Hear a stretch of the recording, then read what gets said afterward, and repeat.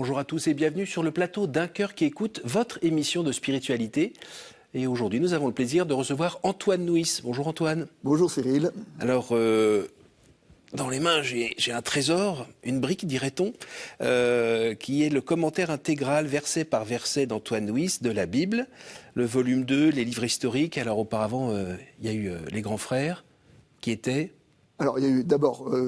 dans le Premier Testament, il y a eu ce qu'on appelle la Torah, le Pentateuque, Genèse, Exode, Lévitique, Nombre, Deutéronome, les livres historiques, et viendront normalement après les livres de sagesse et les livres les prophétiques. Et puis, antérieurement à ces deux livres, j'ai fait le commentaire de tout le Nouveau Testament, donc un volume sur les évangiles et un deuxième volume sur les autres livres du Nouveau Testament. Voilà, aux éditions Olivetan et Salvator. Alors vous allez nous raconter dans un instant pourquoi ce travail, pourquoi vous passez autant de temps là-dedans. Et puis vous n'allez même pas nous le raconter dans un instant, vous allez nous le raconter tout de suite. Mais juste avant, il faut quand même qu'on sache d'où vous venez, qui vous êtes, Antoine Nuis.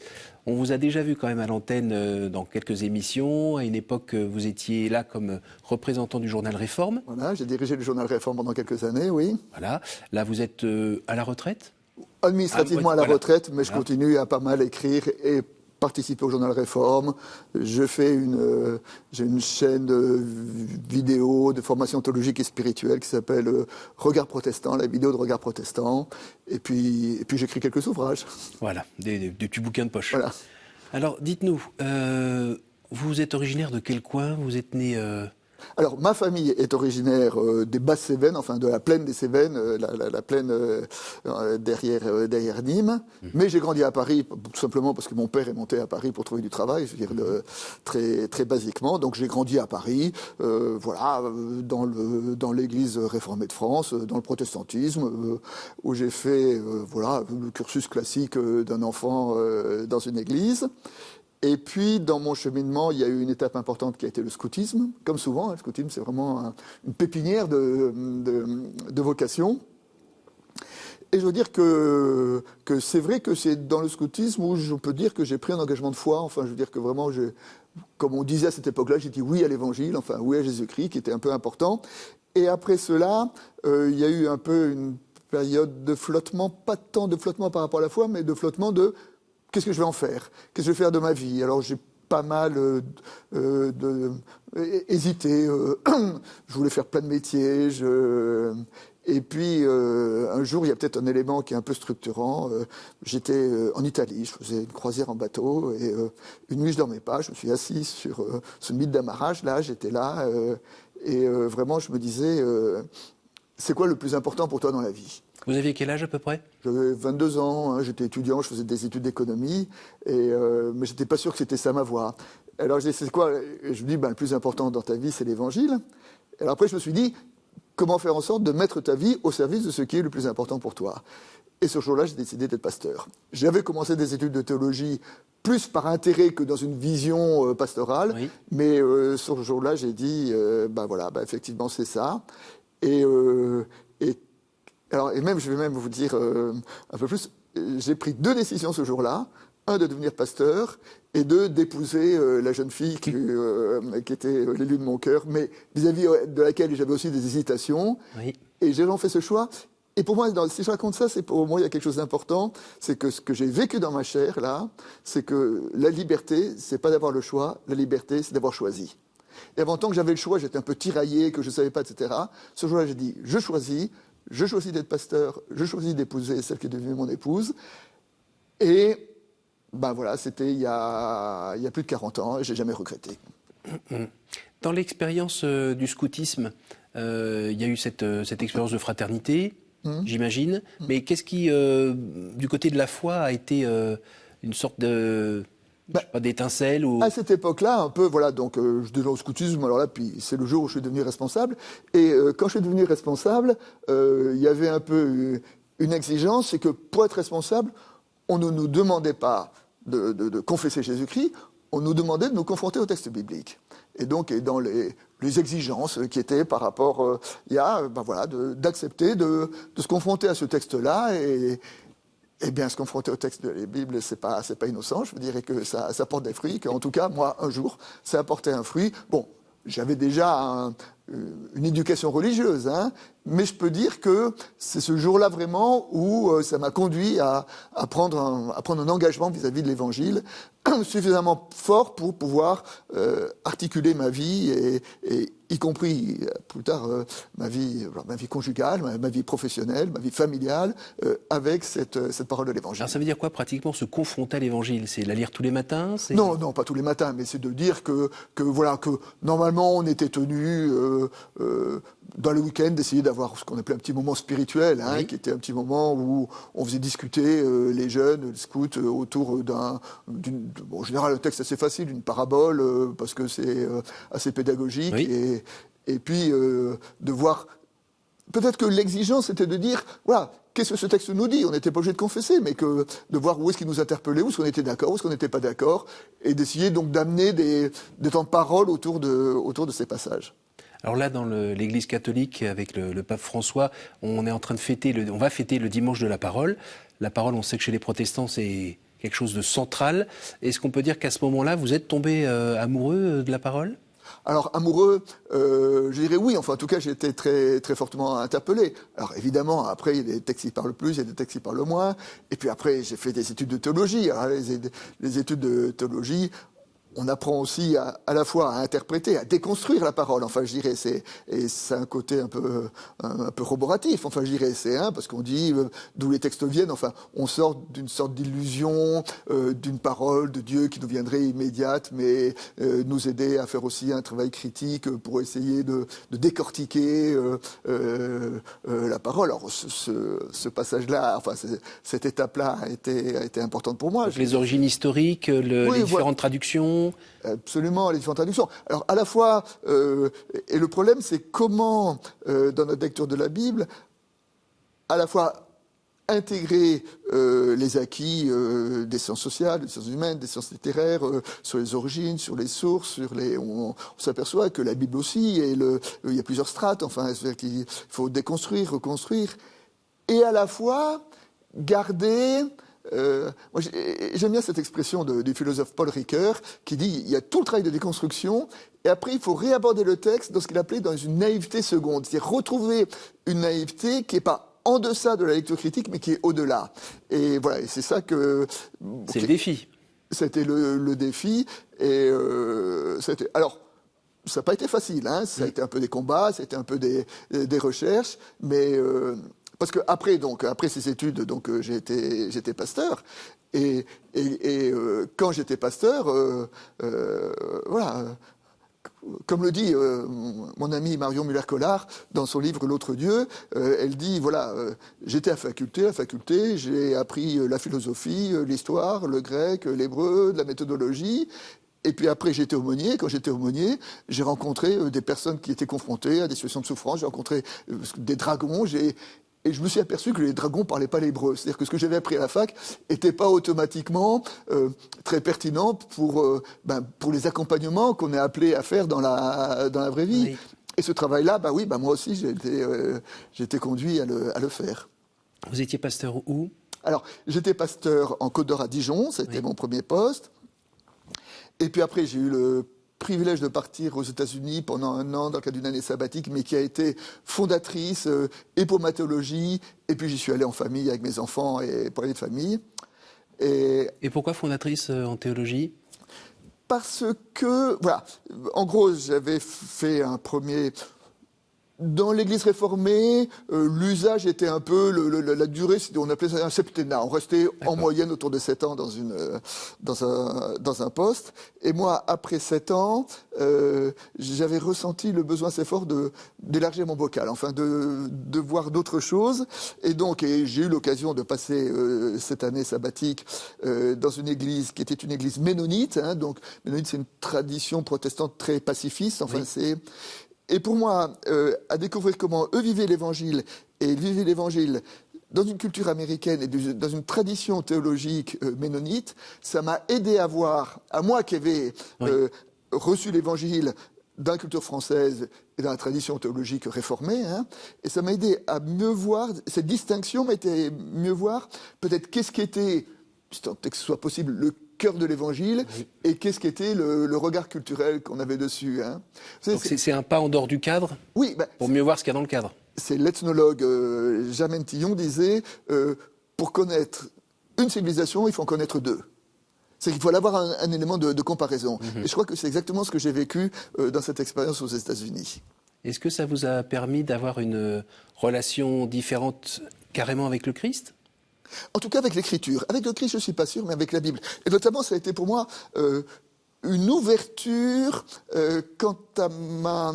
je veux dire, avant, finalement, je me rendais compte dans une relation à l'écriture un peu intellectuelle. C'est-à-dire, on prend le texte, on analyse, qu'est-ce qu'il veut dire ? Et puis essayer de dire ce qu'il veut dire. Et là, j'ai appris aussi qu'un texte, ça pouvait se prier, ça pouvait se jouer, ça pouvait s'interpréter, ça pouvait s'illustrer, ça pouvait se colorier, ça pouvait, enfin, je veux dire... Et donc, et pour moi, je crois que ça a été ce changement-là qui a été fondateur. Et d'ailleurs, de retour des États-Unis, j'ai publié mes premiers livres qui étaient à cette époque-là des livres liturgiques qui s'appelaient La Galette et la Cruche. Et dans La Galette et la Cruche, et souvent, j'ai essayé d'avoir ce regard un peu différent de comment un texte peut être prié, enfin, je dirais, et comment est-ce qu'il vient nourrir la liturgie. Et ça, pour moi, c'est quelque chose que j'avais pas appris dans mes études. Donc ça a changé votre façon de vivre votre foi ? On peut le dire, oui. Et oui. éventuellement de rejoindre davantage la personne du Christ ou pas ? Pardon d'insister. Oui, bien sûr. Et puis vivre... oui, ça m'a donné aussi une ouverture sur la vie de l'Église et sur la personne du Christ. Oui, peut-être d'avoir un rapport plus ouvert, plus varié, plus divers, enfin de voir que la parole de Dieu est bien au-delà de nos interprétations. Je veux dire cela parce que aux États-Unis aussi, mais j'avais commencé un peu avant, mais j'ai aussi beaucoup cultivé, enfin découvert la lecture rabbinique, hein, c'est-à-dire que la lecture que les rabbins font des Écritures et qui est quelque chose, moi, qui a vraiment transformé mon herméneutique. L'herméneutique, c'est l'interprétation des Écritures. Hein. Et notamment, dans la compréhension rabbinique, il y a cette idée de dire, si la Bible est parole de Dieu, comme Dieu est infini, la Bible est infinie. C'est ce qu'on appelle la lecture infinie de la Bible. La lecture infinie, c'est-à-dire que, avant, ma démarche, c'était de dire, il y a le texte, quel est le sens du texte. Et aujourd'hui, c'est de faire casser ce carcan-là et dire, mais non, mais il y a une multitude de sens. Et il faut multiplier les sens et les significations différentes ne se contredisent pas, ne s'opposent pas, mais au contraire s'enrichissent les unes les autres. Et ça, pour moi, on peut dire que ça a été vraiment l'élément déterminant et presque un virage dans ma propre démarche de foi, dans mon rapport avec les Écritures et dans ma pratique pastorale. Qu'est-ce qui vous a poussé à écrire tous ces commentaires ? Déjà, y passer plein de temps. Oui. Parce que ça... Bon, alors que les enfants avaient grandi, mais ça, quand même, ça prend énormément de temps. Et qu'est-ce qui fait qu'à un moment, on se dit que mon commentaire et mon travail, ça vaut le coup que je le partage aux autres ? Alors, moi, je suis quelqu'un qui, dans ma méthode de travail, a besoin d'écrire. Hein. Donc, tout ce que je faisais, j'écris. Et ce que je faisais pour le catéchisme, ce que je faisais dans mes prédications, tout était écrit. Alors, après, je parlais de l'abondance du cœur, mais j'avais besoin d'écrire pour fixer mes idées. Écrire aussi parce que l'écriture est un acte de création. Je veux dire, l'écriture, c'est pas j'ai une idée, je traduis cette idée en écrivant, mais en écrivant, je comprends mieux ce que je pense et je crée ma propre pensée, je dirais. Hein. Et donc, en cela, ça a été... donc, j'avais écrit plusieurs livres. Et puis, alors, sur l'origine de ce livre, il y a une anecdote qui est un peu amusante. C'est donc, c'était au milieu des années 2000. J'étais pasteur là à Paris. Puis, il y avait un petit groupe de prière. Et ce petit groupe de prière décide avant d'avoir un temps de prière, d'avoir un petit temps de partage des livres bibliques. Et moi, à ce moment-là, je leur propose de faire basiquement le commencement. Je leur dis, je vous propose qu'on fasse une lecture de l'évangile de Jean. J'avais choisi l'évangile de Jean parce que c'est celui avec lequel j'étais pas trop à l'aise, parce que je l'aimais pas trop, j'allais dire. Alors, je voulais me confronter. Et donc, pour cela, dans ma méditation personnelle, tous les matins, je me suis mis à lire l'évangile de Jean, verset par verset, et à écrire des notes là-dessus. Et puis, quelques semaines plus tard, lors d'une réunion du conseil d'église, je donne des nouvelles de l'église, des différents groupes, et je dis voilà, le groupe de prière, on a décidé de lire l'évangile de Jean, et donc on va faire un travail sur l'évangile de Jean. À ce moment-là, il y a quelqu'un qui m'a dit oui, et tu vas écrire un livre dessus. Je dis ah non, pas du tout, c'était pas du tout mon idée, mais en fait c'était une parole prophétique, parce que quand au bout d'un an j'ai fini verset par verset de lire l'évangile de Jean, le virus était pris, puis j'ai pris les autres évangiles, et puis le reste, et puis 10 ans plus tard, j'avais lu tout le Nouveau Testament. Alors, on pense à l'adage, plus on avance, plus l'horizon recule. Je pense aussi là, tout d'un coup, à saint Thomas d'Aquin, qui à la fin de sa vie va tout laisser tomber, en voyant que ce qu'il a fait, c'est ça par rapport à tout ce qu'il y avait à connaître. Alors, la comparaison est flatteuse, hein, mais à force de travailler, de mâcher cette parole, est-ce que vous avez l'impression d'avoir un petit peu avancé dans la compréhension de l'ensemble, ou bien il y en a encore, ça rentrera pas dans votre vie? Alors, évidemment, ça ne rentrera pas dans ma vie. Je l'ai dit tout à l'heure que la Bible était infinie. Donc, l'infini... Voilà, on est bien. Voilà, donc il y a encore des chemins à faire. Je dirais que si j'essaye de mesurer en quoi ce travail m'a nourri ou m'a changé, j'aurais envie de dire deux choses. La première chose, c'est de mieux prendre conscience de la diversité des livres bibliques. Et de dire voilà, que le mot Bible, étymologiquement, ça veut dire une bibliothèque. Enfin, je veux dire, et qu'il y a une multitude de livres. Et c'est vrai que ça m'a conduit à prêter attention à des livres qui pourraient paraître un peu secondaires. Je veux dire, le livre de Ruth, le livre d'Esther, le Cantique des Cantiques, qui étaient des livres que j'avais lus, mais sans trop. Mais être obligé de m'y arrêter en disant qu'est-ce qu'il dit, et à la limite de me dire qu'est-ce qu'il fait dans la Bible. Enfin, je dirais, c'est.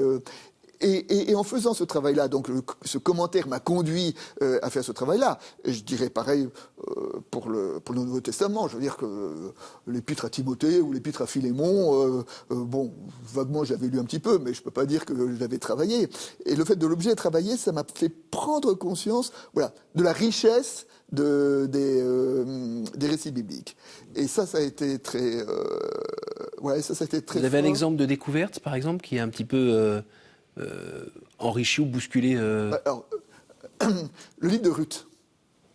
Un jour, je faisais une étude biblique sur le livre de Ruth le dernier poste pastoral que j'ai occupé, c'était à Villeneuve-Saint-Georges et qui était donc en banlieue parisienne et qui était une église avec une très forte présence africaine. Donc, je lis le livre de Ruth avec l'église dans lequel il y avait presque que des personnes d'origine africaine autour de la table. Et à un moment, il y a une femme qui dit, mais si je comprends bien, le livre de Ruth, c'est quoi? C'est deux femmes qui émigrent, qui font alliance, et la plus âgée dit à la plus vieille, essaye de trouver un riche, séduis-le pour que nous ne mourions pas de faim. Je dis ça un peu résumé, mais oui, ça peut se dire comme ça. À ce moment-là, elle me dit, mais des histoires comme ça, dans l'immigration, on en connaît des caisses, enfin, je veux dire, on en connaît tous des histoires comme ça, c'est totalement actuel. Et tout à coup, je me suis aperçu que le livre de Ruth, c'était un livre d'immigration qui faisait tout à fait par rapport à ça. Et puis, en travaillant après, donc quand j'ai travaillé le livre de Ruth, il y a un commentaire de Rabbinique qui dit, mais si le livre de Ruth dit quelque chose d'aussi commun, d'aussi ordinaire, qu'est-ce qu'il fait dans la Bible? Pourquoi est-ce qu'il est rentré dans le canon de la Bible? Et la réponse est à la fin du livre de Ruth, parce que l'enfant que Ruth a eu avec Bose a été le grand-père de Moïse. Ça veut dire que Moïse avait une arrière-grand-mère moabite. Or, dans le livre de la Torah, dans le Deutéronome, il est écrit « Jamais Moab n'entrera dans le peuple de Dieu ». Parce que Moab avait refusé de laisser le passage à Moïse dans son exode. Donc, la loi dit « Jamais Moab entrera dans le peuple de Dieu » et Moïse avait une grand-mère moabite. Et David avait une grand-mère moabite. Et donc, et derrière cette tension, il y a la loi. Non, Moab, c'est pas bien, ils n'ont pas été accueillants. Et puis la vie. Et puis la vie, c'est qu'il y a des Moabites qui font preuve de générosité. Alors, elles ont le droit de rentrer.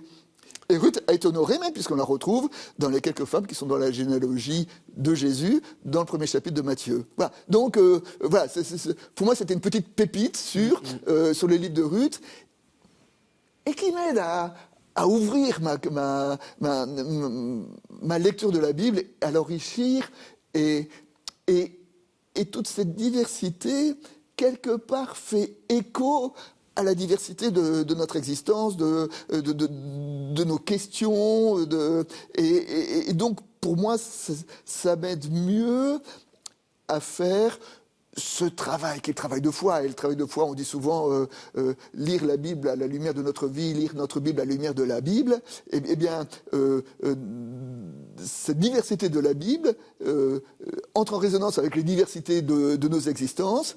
Et ça, ma lecture me permet de mieux le comprendre et de mieux l'entendre. Ça rend heureux? Ah oui, non, mais surtout c'est que c'est totalement passionnant, parce qu'on a vraiment, on se découvre presque participant à cette histoire. Et ça, c'est magnifique. Donc vous savez que les catholiques lisent moins souvent la parole chez eux. Alors ça, vous savez, je suis désolé, je vais en décevoir beaucoup, mais les protestants lisent de moins en moins la Bible. Et j'étais très marqué quand j'étais jeune pasteur à Dijon, donc dans les années 84-85. Il y a un vieux paroissien, un vieux protestant qui me disait « Le malheur, vous savez, c'est que les protestants ne lisent plus la Bible. Et s'ils ne lisent pas la Bible, alors il vaut mieux être catholique, parce que là au moins on est protégé par la tradition. » Et de dire donc que si le protestantisme est... Là, je parle pour moi. Et donc, n'imaginez pas que tous les protestants passent leur vie avec une Bible à la main. Qu'est-ce que vous nous diriez pour nous inviter à la lire davantage? Ah ben alors, la lire davantage, je vous dis, c'est vraiment essayer de la lire... sans a priori religieux et de dire voilà et d'essayer de se dire voilà ce texte-là qu'est-ce qu'il me dit, comment il me rejoint, et ne pas hésiter à critiquer la Bible, à dire qu'on est d'accord, qu'on n'est pas d'accord, mais laisser la parole être vivante, hein. Et quand on la laisse être vivante, eh ben on voit que c'est une parole de vie qui rejoint notre propre vie. Dans le cadre de votre couple ou avec vos enfants, est-ce que vous avez pu partager cet enthousiasme? Alors, je ne peux pas ne pas en parler, je dirais, c'est tout ça.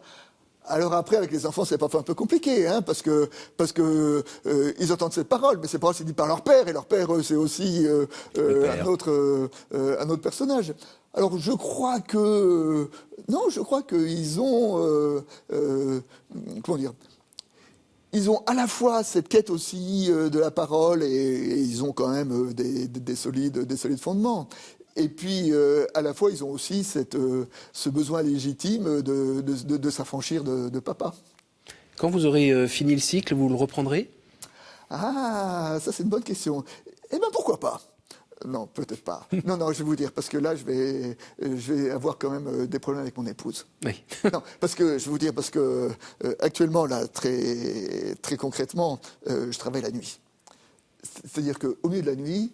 je vais vous dire un secret. Les hommes appartiennent d'un certain âge, avant de se lever la nuit. Et ben, quand je me lève la nuit, je ne me recouche pas et je vais à mon bureau. Et là, je travaille la nuit.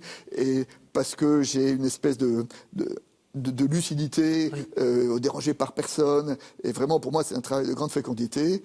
Mais après, dans la journée, ma femme trouve que je suis un peu fatigué et qu'elle a hâte que j'ai fini pour retrouver un mari un peu plus en forme. On arrive au moment des questions. Est-ce que vous pourriez me dire un chiffre entre 1 et 10, s'il vous plaît? 7, chiffre biblique. Quelle est la pire idée fausse que l'on se fait sur Dieu, selon vous?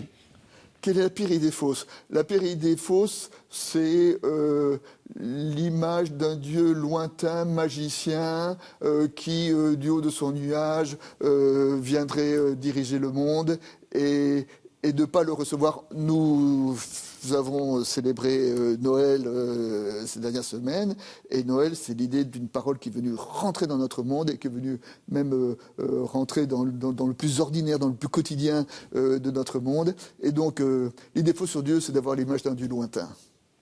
Une nouvelle fois, entre 1 et 10 3, puisqu'on reste dans les chiffres bibliques alors. En dehors de la Sainte Famille, quel est le personnage biblique qui vous touche le plus en ce moment?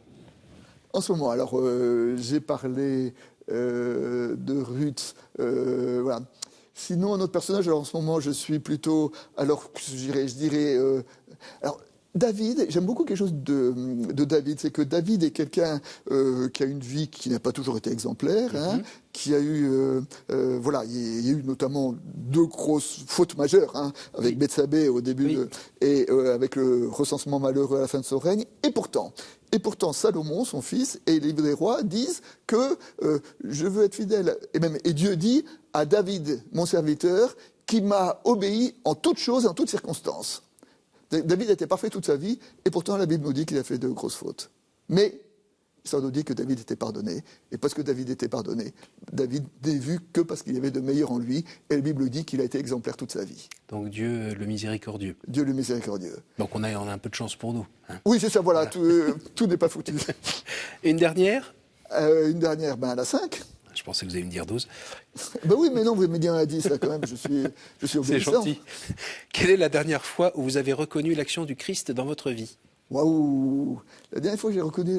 Alors, je vais dire que ça, c'est... Enfin, moi, je reconnais souvent l'action du Christ quand je fais mon travail biblique de fond, et puis, 2 jours après, je suis appelé à faire une méditation, on me pose une question, et dans laquelle le texte que j'ai lu l'avant-veille répond exactement à cette question. Et pour moi, ça, c'est vraiment un émerveillement voilà, je vous dis, voilà, l'actualité du récit biblique par rapport à nos questions. Ça c'est magnifique. Merci beaucoup Antoine, merci pour votre enthousiasme. Merci aussi d'être venu de Nîmes, des Cévennes, pour pouvoir nous partager ce qui vraiment vous anime, tout ce travail, toute cette passion qui transforme l'homme petit à petit pour peut-être avoir une meilleure place près du Père.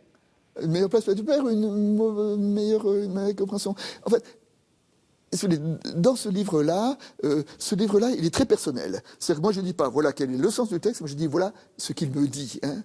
Et les échos que j'ai, c'est pas ce qui m'est très personnel. Il parle assez facilement, parce que les gens ne sont pas obligés d'être d'accord avec moi, je ne leur demande pas, mais ils sont souvent intéressés par ce que je pense sur le texte biblique. Et mon but, c'est pas du tout qu'ils s'alignent sur ce que je dis, mais c'est que ça les aide à nourrir leur propre réflexion. Je rappelle le titre de ce livre, donc la Bible, commentaire intégral verset par verset par Antoine Nuis. Là, c'est le volume 2, donc les livres historiques, édition Olivetan Salvator. N'hésitez pas à partager cette émission grâce à notre site www.ktotv.com. J'en profite pour saluer tous ceux qui nous écoutent par podcast.